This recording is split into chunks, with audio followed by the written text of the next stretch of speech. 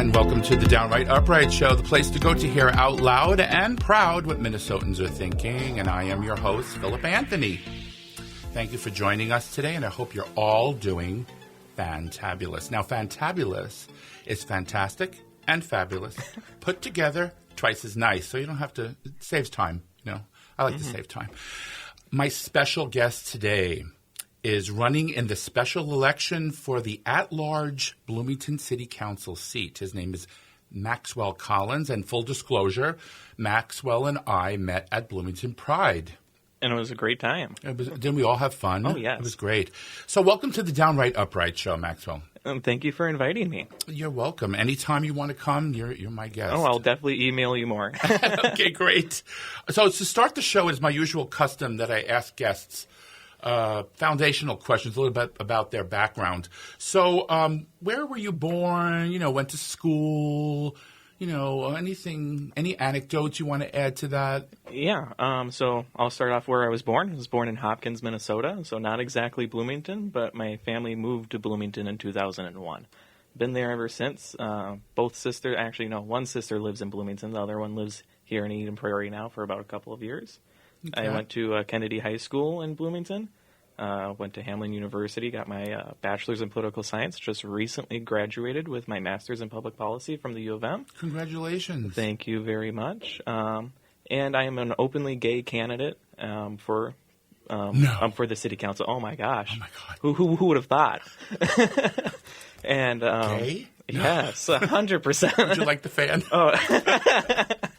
Yeah, and otherwise, I've been pretty active in the city of Bloomington. I'm a DFL treasurer for the local Senate district there. I was a Parks and Recreation commissioner from 2016 to 2020, so I know my way around the community pretty well. Yeah. What made you pick political science? Did you have it? Was that always your ambition, or was it? Yeah, I would say it wasn't at first. When if you met me in high school, I would have been a physics major. If I went into college. That's a big difference, huh? It was a big difference.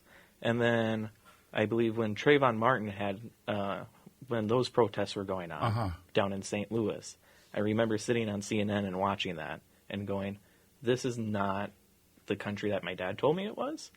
I started realizing that it was not number one. I grew up in that whole ideology of America's number one, it's the best country on the planet, yada, yada, yada. And then all of a sudden when that happened, I was like, if our country is so great, why is this happening? So then I sat there and said, well, no one's doing anything about this. Let me actually get involved. And the first thing I got involved with was the Parks and Recreation Commission in Bloomington. Mm-hmm. And according to your bio, that's a good segue here. Yeah. According to your bio, it says that you served as Parks and Recreation Commissioner, I'm going to get the years right, from 2016 to the present. You look young. I mean, I can't imagine. How old were you, 10 when you did this? Can you tell the audience, I can't say listeners anymore, because this is my first in-studio podcast. Yeah, and congratulations on you. Yeah, thank you so much. So can you tell the audience, I'm going to use that word now, a little bit about that experience being Parks and Rec? Like that show. I love that show, by the way. Oh, I had so many people always ask me questions. Is it like the show? And I'm like, I'm not Leslie Knope or Ron Swanson. I would be in charge of the people who are Leslie Knope and Ron Swanson during that time. Right. So my experience with that was actually very foundational. It made me want to get into public policy and actually develop my love for politics and government even more so.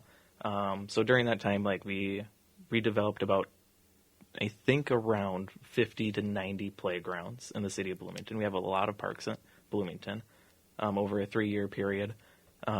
We looked at a community center that we did get some backlash on because we had a lack of community engagement. That taught one of my main rules and one of my main priorities. If anyone wants to run, that is always the one thing I always go for: engagement. The other aspect is we redid a lot of little tiny programs like disposable waste when it comes to biodegradables and so forth, and getting that implemented and more expansion of the youth programs. So it gave me the foundations to realize on how to make policy and what are the impacts of it, and actually seeing it through and seeing how people relate to it and how they actually go about their daily business. It was very influential. Yeah. Well, the thing that really fascinated me, because I'm not a Minnesotan by birth. I was born in New York City. Good for you. Yeah. And when I moved to Minnesota, the thing I noticed is all the parks that you Yeah. guys have, and they're so clean Yeah. and not crowded.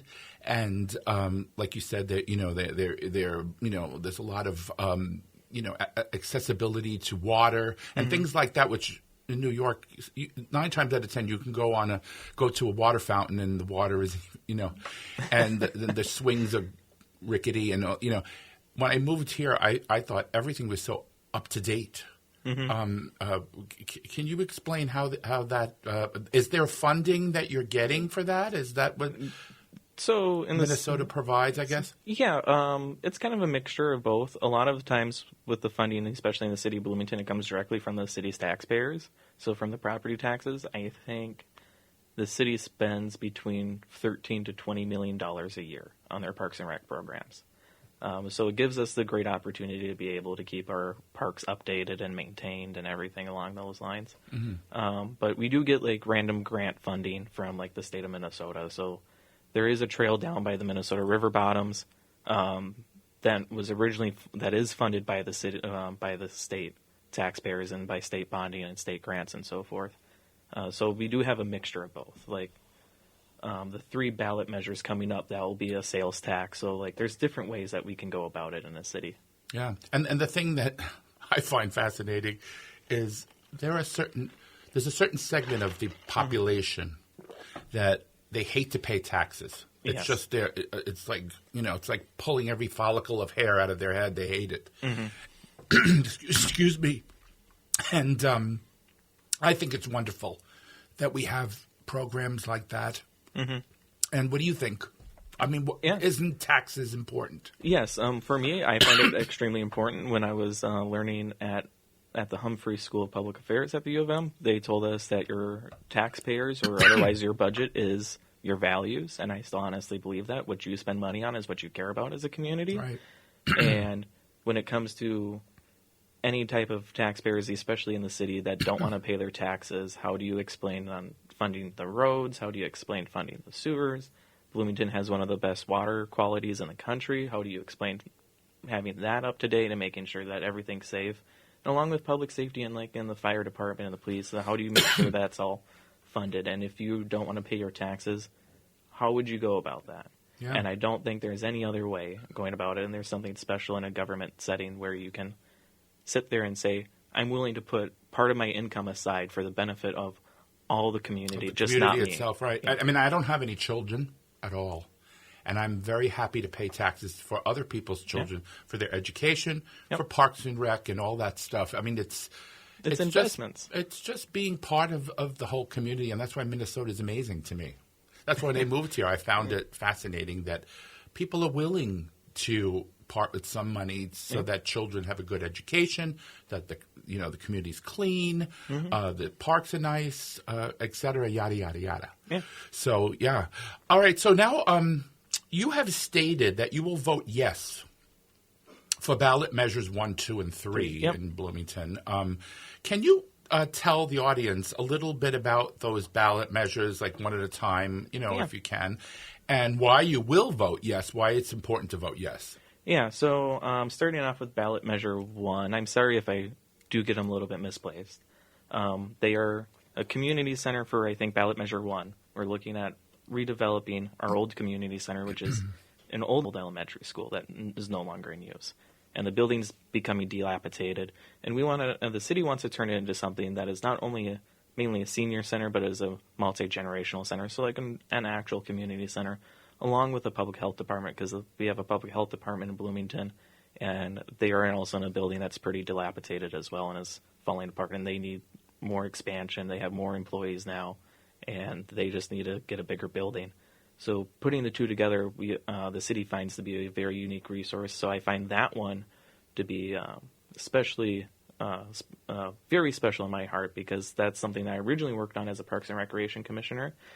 The reason why I'm voting yes on it, because it does bring investment into the city. It is able to expand our programs on the Parks and Youth side of it. And it brings people for like community education and other things that a lot of cities do provide, but necessarily don't have the space for. So it is very important for that one to get passed. When it comes to ballot measure 2, We're talking about our ice arena that we have in Bloomington. We call it big. It's Bloomington Ice Gardens. That part, that needs 100% needs to be able to get passed because of the Bloomington Ice Gardens. You want to talk about a dilapidated building. It's pretty much falling apart. The equipment that is in the building that keeps the ice actually cooling is so outdated that we have to buy the cooling liquid for that equipment to keep the ice formed on secondhand markets. Mm-hmm. So you can't directly buy it from anyone anymore. We have to buy it from other cities and other agencies or anyone who randomly has it laying around. So that actually has to get passed and is able to be funded for. And then when it comes to ballot measure 3, this one gets a little bit more controversial with a lot of residents. So we're talking. Tell us. Yeah, so we're talking about the 9 Mile Creek corridor. Say it again. What's that? The 9 Mile Creek corridor. So it's 9 Mile Creek that goes through Bloomington. There's about 3 parks that are along it, and it's a lovely, like, nature-esque corridor. So you can't sit there and have any type of really big development in there. So it's a lot of trees and a lot of wildlife and native vegetation that's down there. And they're planning to update the trails so they're no longer unpaved but paved and connects to the Minnesota River Valley Trail that's going along the Minnesota River.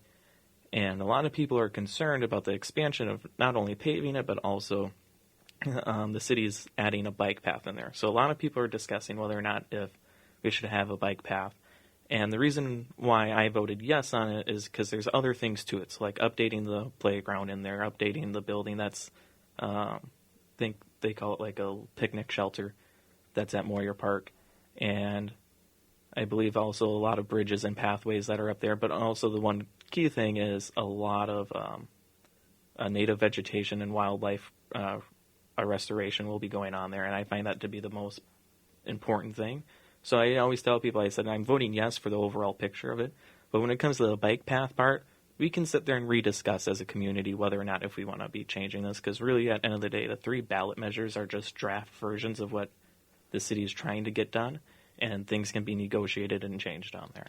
Yeah, and a bike path, I mean, I know for a fact there are certain cities that are considered the most bike-friendly. Yeah. And Minneapolis is one of them. Yes. And Bloomington and all the other suburbs of Minneapolis and St. Paul. And, and it's good to promote exercise. It's good to promote health. The paths are wonderful. What if there's an elderly person who needs to walk and, the path is not fixed? Yep. So it's all for safety too, right? Yeah, and I looked at it mainly from an ADA standpoint to pave the rest of the trail because for me, I want people who cannot physically get down there to actually experience the Minnesota River, to experience 9 Mile Creek, because it is kind of down in a bluffy area. It's hard to get to. Right. And making it ADA accessible and making it safer for walkers does make it more accessible for the overall community for people to enjoy. I don't think that the city's going to go in there and destroy anything. That's the opposite of what the ballot measure actually says on there and what they're presenting.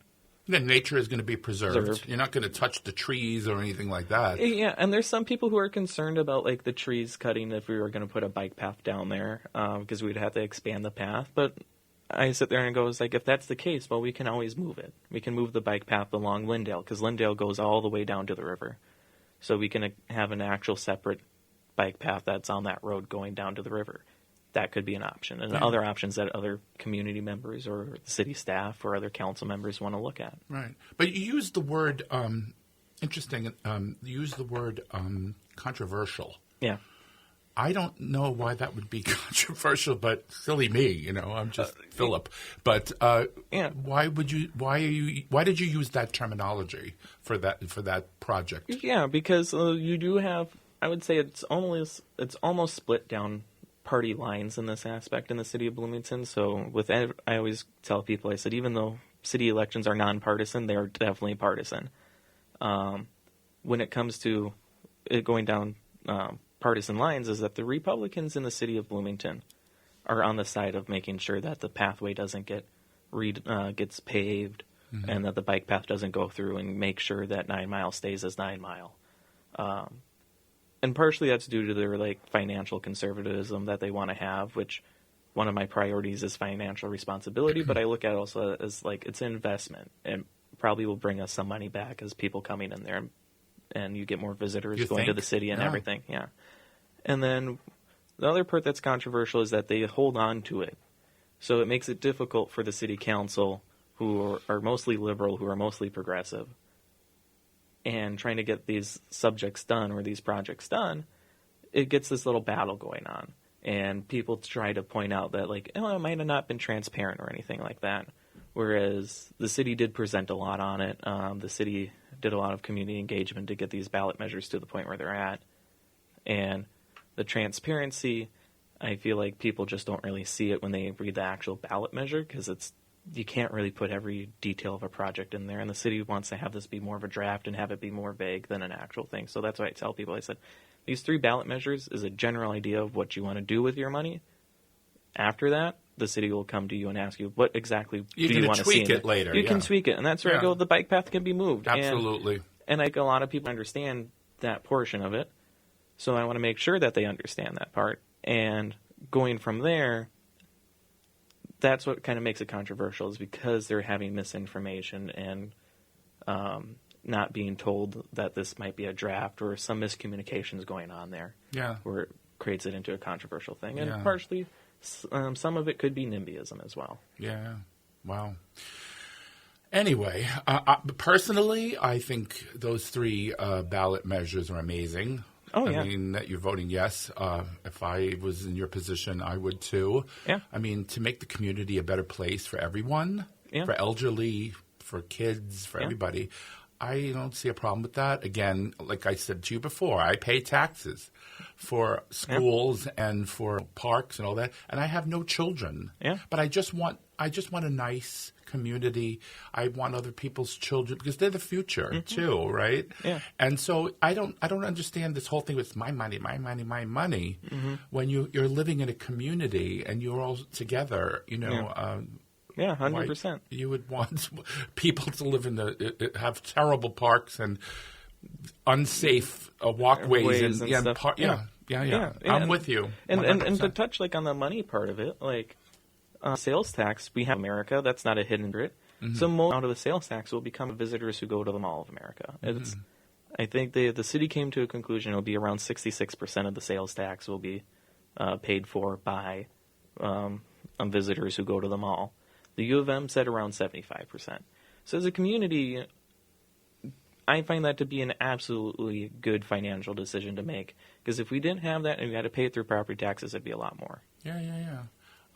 Like I said, good for you. I would do the same exact thing, So if you're elected to the Bloomington City Council, what are some of the priorities you will undertake once in office? So I know you have many, because I looked at I did a lot of legwork on you. I'm kind of like Elizabeth Warren with the amount of priorities that I have on there. Yeah. So maybe you can succinctly enumerate them for the audience. Like, what are some of the priorities you have? Yeah, so on my website I have 8, but when I go talk to people, I summarize it in about 4 points. So I have economic development and financial responsibility. So the economic development part is small business development. The city has a lot of big businesses. I want to make sure that small businesses are able to be thriving, so putting more money into the small business center that's going up in Bloomington, relooking at ordinances that might prevent small businesses from developing, or getting rid of those barriers that prevent someone from actually setting up a small business here in Bloomington. Because that's a lot of money to do undertaking, especially when it's a certain little thing. We have a very famous business in Bloomington for Bloomington residents. It's called Luna. Luna de Luna. I always forget about the de Luna part. And and he had Luna means moon, doesn't moon, it? Yeah. I don't know what the de Luna part means, though. Of the moon. The moon of the moon. The moon of the moon. Yeah. That's interesting. I took Spanish, so I know. The more you know. And anyways, so he had some issues with the city that cost him tens of thousands of dollars, and he's a small business owner. He does not have that money. That makes or breaks it for you. And my heart goes out to him and a lot of other small businesses that run into some fees and ordinances that I don't think necessarily need to be there. The other ones is financial responsibility, making sure that the city's budget is balanced, making sure that every tax dollar goes to benefiting all the residents in Bloomington, just not one location or another. Other priorities are community engagement and infrastructure investment. Community engagement, obviously, from my times as a Parks and Recreation Commissioner, and even now with that ballot Measure 3, you, as a city official, you have to make sure that you're engaging 100% of the time with all the residents, no matter if you disagree with them or not. And that's what I always tell people. I said, I'm upfront, I'm a Democrat, I'm a liberal, but I'm willing to listen to Republicans who stay in Bloomington because, oh no. And I want to make sure that they're sitting there and being listened to because it's still their community and their input should be valid. And then when it comes to the infrastructure update, the city was built all at the same time in the 70s and 60s. We went from 5,000 some odd people up to 80,000 in a 10-year span. So all that infrastructure is going to go to hell in a handbasket pretty quickly. And as an aspect of that, we want to make sure that we are planning rigorously to update that and kind of work at it slowly so that way we're not increasing people's property taxes when it does all decide to fail at the same time. The other one is Bloomington's environment, so I look at it two ways. Bloomington's physical environment, so protecting the green spaces and the natural spaces, using spaces that are no longer used by recreation, turn it more into natural vegetation and wildlife. Yeah. And then also climate change. That's the second part. And making sure that the city is transitioning over into renewable sources of energy, making sure that residents have resources and pathways, either working with the state government or foundations and nonprofits to see if we can provide financial resources. If they want to put up a solar panel on their house, they can, without throwing out thousands of dollars. And a lot of times Bloomington residents don't have those thousands of dollars up front to be able to do so. There's so much misinformation about progressives. You were talking about attracting business. I mean, if you have a good environment and it's a clean city, everything's up to date, it attracts business. Yeah, it's not anti-business. No, right? it brings people in, and exactly. If you bring people in, you're going to get businesses in and jobs in and everything else. So in a weird way, not to try to change your community that you live in is the detriment. Like I always tell people, I said, if your community is declining in population or your community is declining in whatever, you're pretty much starting down the path of your community dying out. And I don't want to see Bloomington dying out. I want to see Bloomington to be able to be the place that people can call home, be welcomed, and be thriving and having every opportunity that I had growing up there as a kid. Yeah, awesome. I love the fact that we are able to succinctly talk about business because the Republicans are trying to say we're trying to kill business. It's our mission, which is dumb. I mean, business is what attracts. I mean, a good environment attracts business, and then people will come, and more people will come, and more people will come. Yeah, and with that, like I'll just say, just look at Minneapolis itself, and even Bloomington and St. Paul. You have big businesses there. They were Democratic strongholds for, especially Minneapolis and St. Paul, for well over 100 years. How do you explain that you get these big businesses coming in there if Democrats are so anti-business? Thank you. I mean, every big city in the United States has businesses, more businesses than in the rural areas because, But anyway, that's we're beating a dead horse. We're preaching to the choir to each other here. Yeah. Yes, we are. Anyway, so you have been endorsed by some very influential people, and I applaud that. One example would be the mayor of Richfield. Her name is Mary Supple. She endorsed you. And would you like to mention other endorsements you have received up to now, and unions and other people that are endorsing your organizations in general? Yeah.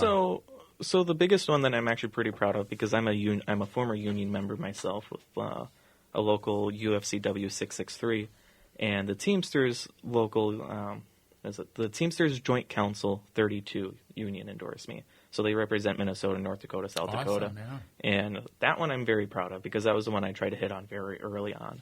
And it just tells me that my vision for Bloomington is going in the right direction, especially being a former union employee and getting endorsed by them means a lot personally to me.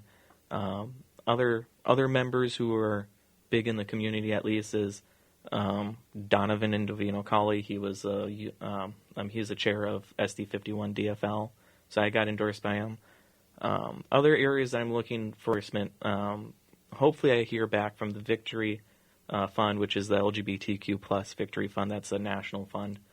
and they endorse local LGBTQ candidates across the country, either from local to federal to state level races. And that would mean a lot to me as well. Mm-hmm. Yeah, awesome. So can you discuss being a member of the LGBTQ, segueing into that? Yeah. It's amazing how my guidelines always work out. It just that works way. out timely. I'm good at what I do. Am I not? I hope so. You're a professional, right? Can you discuss being a member of the LGBTQ community? Running a campaign, and what are some of the benefits and some of the obstacles you have faced? So some of the benefits that I've seen is that you don't really have to tell anyone that you're a Democrat right off the bat, especially if they find out that you're a part of the LGBTQ plus community, even though I still tell people right off the bat that I'm a Democrat. I would say that that is the biggest benefit. The other part that I guess might be a non-benefit or obstacles that I face is when I'm actually door knocking, because I don't know who I exactly door knocking on the doors with when I'm talking to people. So I don't really mention that that I'm openly gay with a partner. I just kind of let people discover that for themselves. They go on the website. I said on my website it has a picture of me and my partner on there. So if they have an issue with that, they have an issue with it.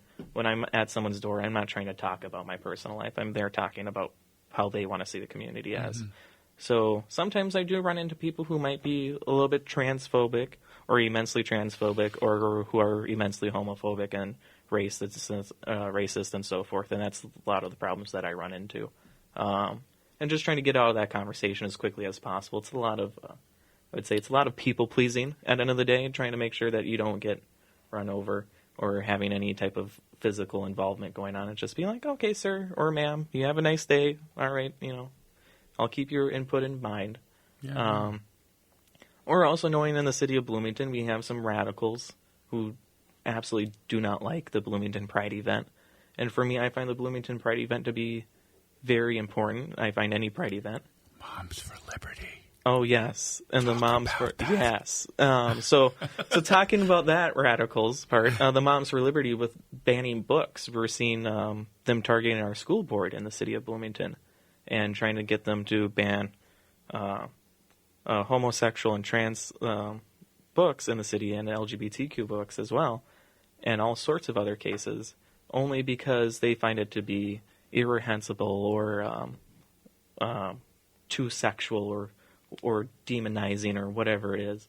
And the biggest problem that I have with them is, like, how would your kids ever know? How do they feel? What if one of your kids at home happened to be gay or happens to be trans or happens to be what other community member of the LGBTQ community, and you're not validating them or they're not trying to understand? And also, this is America at the end of the day. We don't try to ban books here. I don't view this country as banning books. If you ask me. It is purely fascist. That's the definition of fascism. You have banning books. You have these people who are coming in and trying to ban books like as if it is the 1930s. They won't make their kids gay. If they're already gay, they're going to be gay. Yeah. Nothing's going to... Nothing. If anybody should be straight, it should be me. I grew up in a Catholic family. I was an altar boy. I tell this on all my shows. I didn't get a ballot when I was born to check off. Are you going to be straight? You want to be gay? Oh, no, you just find out. You just find out. I mean, and you're it's so absurd. Anyway, now we have come to the part of the show I like to call the shift. The shift. But please make sure that you pronounce the F, otherwise we have problems, okay? Okay. It's the shift. The shift. Okay. Where we shift the questioning away from your personal journey, and we talk about your opinions on current events. Okay. So it's kind of like all about you now, your thoughts. My thoughts? That's why it's okay, we might be here all day if you talk about current events and my thoughts. Well, that's why this show is all about what Minnesotans are thinking, and you're in Minnesota, and I want to know what you're thinking. So this is your opinion. Chance to express them, So as you know, the Republican-controlled House is ready to shut down the government if the Democrats in the House and Senate don't meet their demands. What do you believe the implications will be to Minnesotans and to all Americans if the Republicans succeed in shutting it down? first off, my heart would go out to all the employees who work for the federal government because they're the first ones who will be implicated. Absolutely. And having those problems right off the bat. They're not going to get those paychecks. They're not going to get that money coming in to be able to support their families. It's not like every federal employee is a millionaire. Like, they're not. They are middle class or lower income people who just do the job, who care. Mm-hmm. They're working class. And that has big implications. And stemming from that, you have implications when it comes to services. As a government, I always view government as a tool to make people's lives better. And if you're no longer having that interaction with them or having that level of services there, you're going to be having issues. So when it comes to the VA hospitals or the healthcare facilities that are funded by the federal government, you're going to have some issues there. Or when it comes to transportation and other government entities, those services are not going to be there, and that's very wide and broad. And it can go into multiple different areas. I think the only thing that's not going to be shut down is the DOD, and they always do that. The military is always up and running. But of course, yeah. Yeah, but all the non-discretionary, like Department of Education, that's not going to be up and running, handling people's student loans and stuff like that. So that's the problem that you run into, is the government won't be helping out the people when people need them the most, especially with the recent inflation that we've had and the recent economic downturn and the recent COVID-19 pandemic.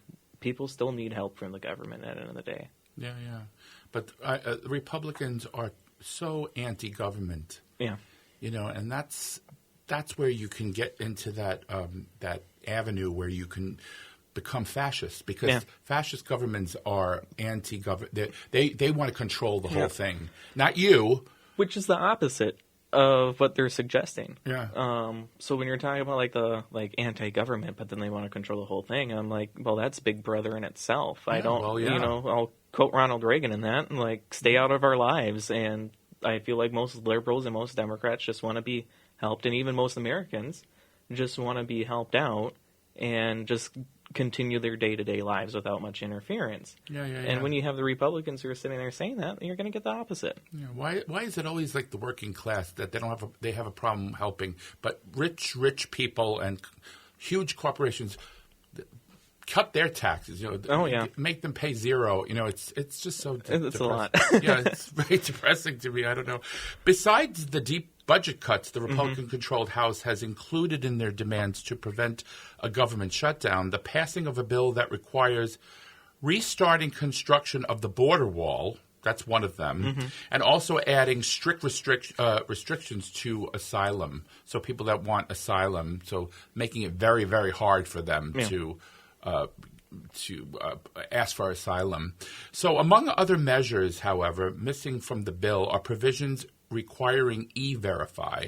So they don't want to put that in the bill, which would say to a company, you can't hire somebody. So they're against people coming in, but they're not against people that are employing them to save money. Yeah. So what are your thoughts on that? I find that to be extremely hypocritical. Big time. In the United States, the only reason why our population is growing is because of our immigration. And when you bring more people into a society, the more it thrives, especially with jobs that typical everyday Americans don't want to have anymore. People wouldn't come here if a company was not allowed to hire those people.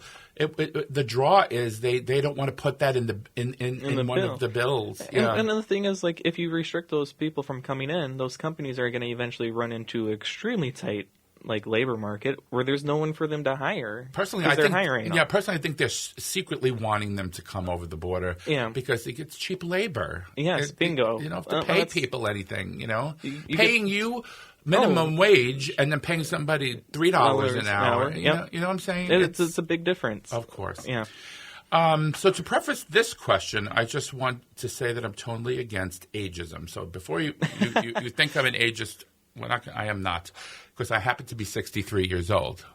I know I look beautiful, but no, just kidding. As you know, President Biden is 80 years old. Yep. He's quite svelte. He jogs. He rides a bike. He does a lot better than me. Often, yeah. And he has been traveling all over the globe on behalf of the country. You see him every time you turn around, he's somewhere else. Yeah, he's in Ukraine. He was in Japan. I mean, he's all over, right? Meanwhile, Meanwhile, back at the ranch. No, meanwhile, the twice impeached, 4 times indicted ex-president. He's 77, so that's not quite, a whippersnapper. Yeah, exactly. He eats fast food every day. Yeah. Okay. Has trouble formulating cohesive sentences. Mm-hmm. He needs help walking down a ramp. Mm-hmm. And it has been reported he can't even lift a glass to his mouth to drink because it was on tape. Did you see that? I didn't see that part, but I would say that's probably more of a preference than versus his ability to do it. I would not be surprised if he made someone do it out of his ego. I don't know. But, no, he does it himself. Oh, in other words, I drink the water like this, that, right? Yeah. He needs to do this to lift the bottle up. I would just say that's him trying to be bougie as hell. Oh, I don't know. Well, thinks he is. But the whole deal is I can't compare the two. I mean, 3 years difference in age shouldn't make a difference when it comes to who is more into health and who isn't. But so why do you think there is a double standard when it comes to President Biden and crickets when it comes to the ex-president? That's just my question. I would just say it just comes down to more of the partisan politics that are in the United States. You have the Republicans who want their main guy in there who seems to be like the next Jesus for them. Mm-hmm. And President Biden's everything that they despise. And I would say it's probably more of an envy thing. In my personal opinion, Biden's done more for the country than Trump has. And has done a lot more than since a lot of more recent presidents have. In a bipartisan way, too. You have the Bipartisan Infrastructure Act, you have the CHIPS Act, you have the Inflation Reduction Act, which are all $100 billion plus bills who are doing a lot of events. Yeah, cutting the price of insulin to down. $35. Yeah. I mean, God. It's a lot of help there. And along with that, he's out there pushing his foreign policy and helping in the war with Ukraine. I'm for helping the war in Ukraine because this is not World War III again. We don't need a World War II style scenario, so we need to make sure I totally agree. Certain countries are put in their place. And you know why I agree? Why? Because if anybody is educated and they look back at World War II, the last World War we had, we saw Neville Chamberlain appease Hitler. Yep.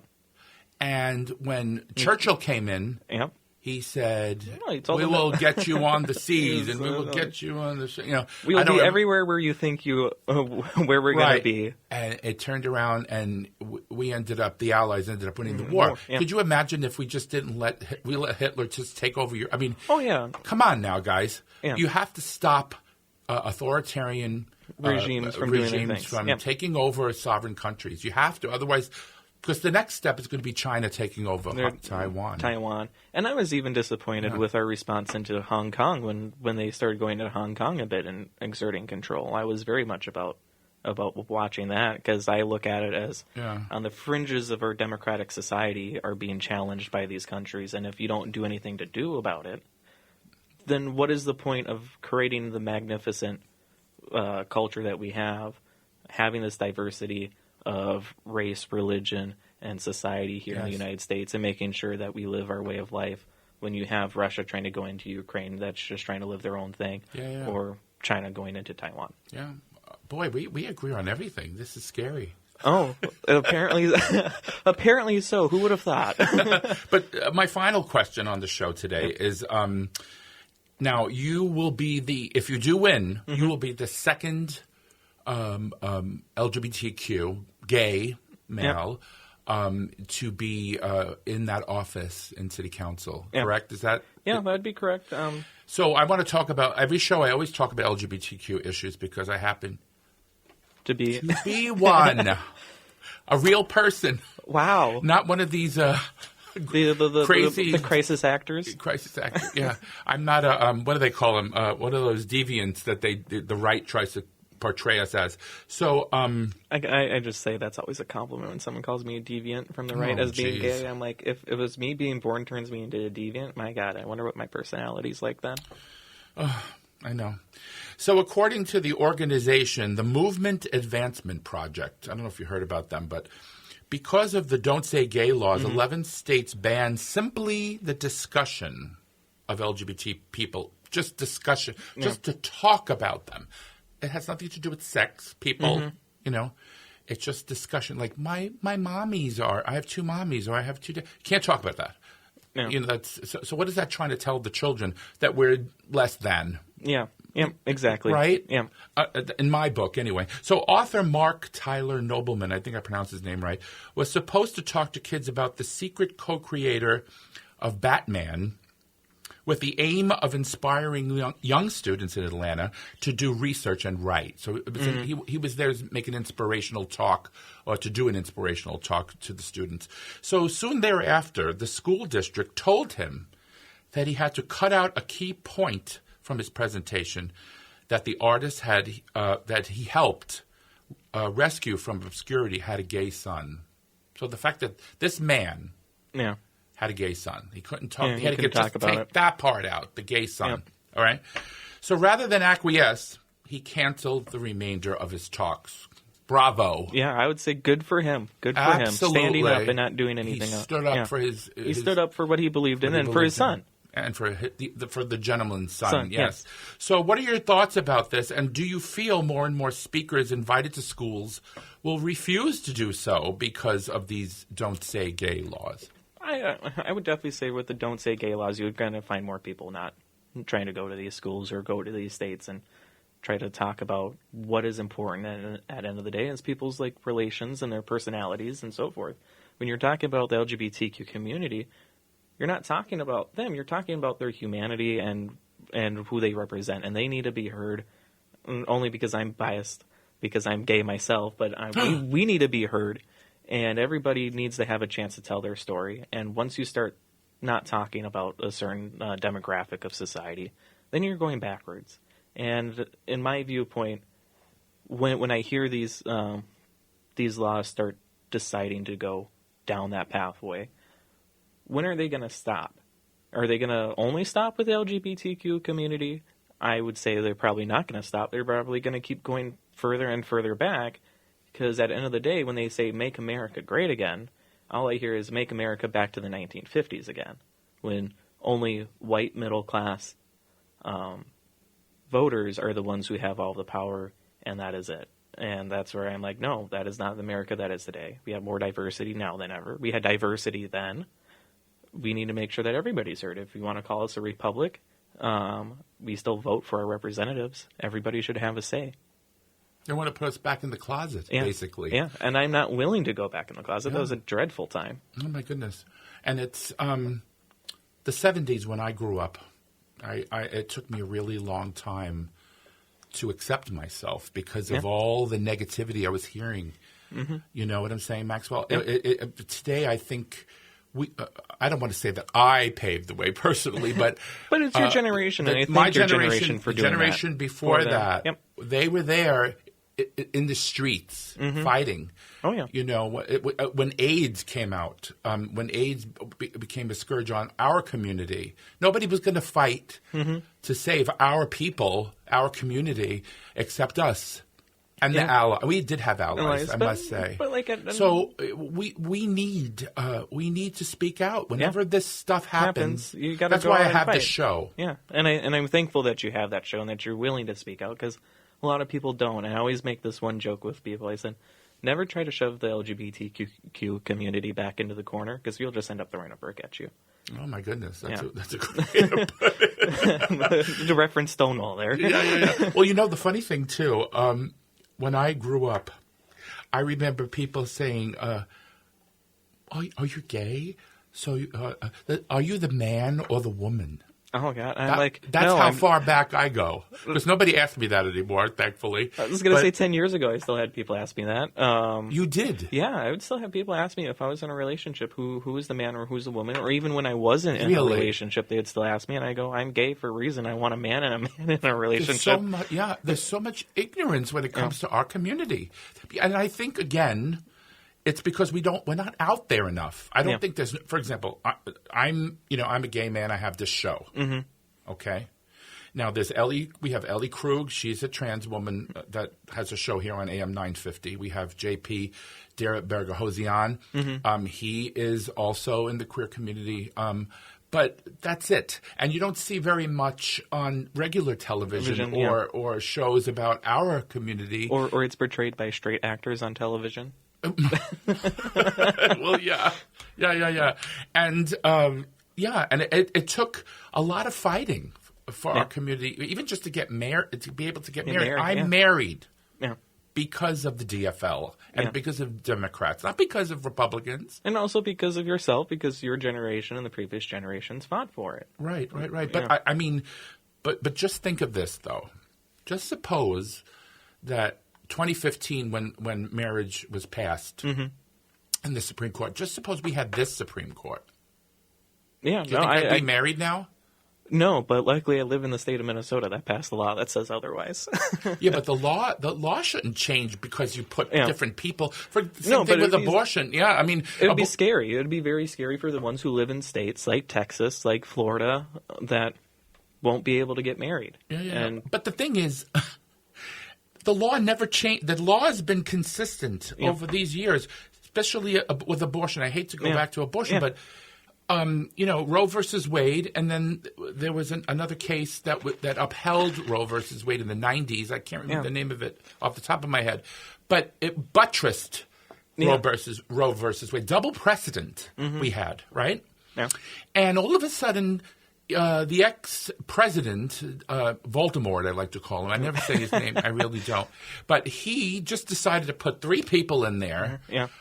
Thanks to Mitch McConnell, who wouldn't put President Obama's appointment, even give him a hearing. It was pretty much ahead of time. The Federalist Society had this whole thing planned out. So now we have 3 different people put into that court. Disregarded double precedent.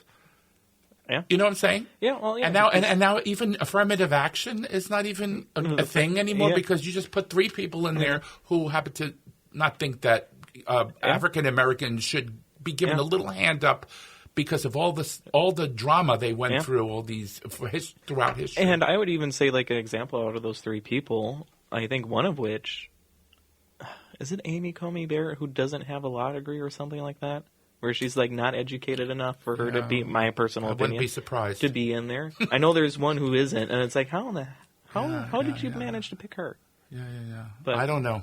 Anyway, so unfortunately, Maxwell, we've run out of time on the Downright Upright show today. Well, it's been a great time. Oh, my God. I just want to thank you so much, Maxwell, for being a guest on my show. I think you are amazing. We have almost the same policy issues. I mean, because, again, we're both progressive, but sometimes you can diverge. I have friends that... You have the moderate Dems, and then you have me where exactly. I'm I have friends Bernie. that don't agree with the Ukraine war. I'm funding it, but I do. Because I am not a Neville Chamberlain. I'm a Winston Churchill person. Yeah. And I just want to say personally, good luck on your campaign. Thank you. I really am hoping that everybody in Bloomington gets out to vote. Now, Election Day in Bloomington is when now? November 7th. November 7th, and it's a special election, right? It is a special election, even though all council members up there, so my term would only be 2 years. And then you have to run again next year. Yeah, and you'll pretty be much. back here again. I'll be back here again. I'll be annoying you again. No, never. There's no way you could annoy me. So for more information on Maxwell's campaign and how you can donate or volunteer or have a one-on-one. You even do one-on-ones, which is amazing. Yeah, that's the first thing I started with is the one-on-ones because I want to talk to people. Yeah, thank you. Beautiful. So go to maxforbloomington.com, and you can either volunteer, again, donate, or do have a one-on-one so you can ask questions. Be coffee or beer. It's up to you. I know I've had some people ask about beers, and I'm like, yeah, I'll go out and have a beer. I love beer, but I'm on medication, so I have to stop. Maybe next year when I'm off the medication, I'll be able to do it. And finally, thank you to the audience out there for joining us today on the Downright Upright show. Love you guys. It's my first in-studio show, and I love you all. Wherever you are. And my name is Philip Anthony, and I want to say thank you again. I can't stop saying thank you to everybody out there and to Maxwell. And to every DFLer out there. Go out and vote. And I just have to say thank you and ciao for now.